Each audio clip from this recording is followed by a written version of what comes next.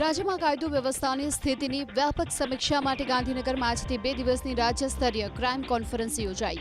રાજ્ય પોલીસ વડા વિકાસ સહાયના માર્ગદર્શન હેઠળ આયોજિત આ કોન્ફરન્સનો મુખ્યમંત્રી ભૂપેન્દ્રભાઈ પટેલે પ્રારંભ કરાવ્યો।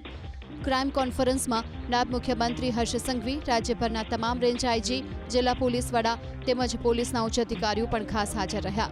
આ ક્રાઇમ કોન્ફરન્સમાં મુખ્યમંત્રીએ પોલીસ અધિકારીઓને સ્પષ્ટ સંદેશ આપતા કહ્યું કે પોલીસ માટે સૌથી મોટું બળ જનતાનો વિશ્વાસ છે।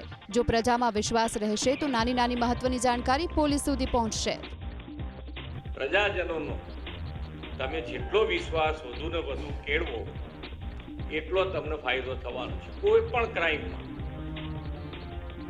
પણ ક્રાઇમમાં પ્રજાજનોનો વિશ્વાસ તમે જીતશો એટલો ફાયદો તમને થવાનો છે। એ જ આપણી આઈડી।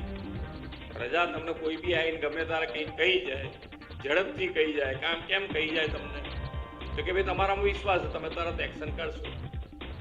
એ વિશ્વાસ પડી જાય તો આ ક્રાઇમ, કોઈ પણ ક્રાઇમ આપણે સારી રીતે એને કંટ્રોલ કરવામાં અથવા તો એને નાબૂદ કરવામાં આપણને ખૂબ ફાયદો થાય।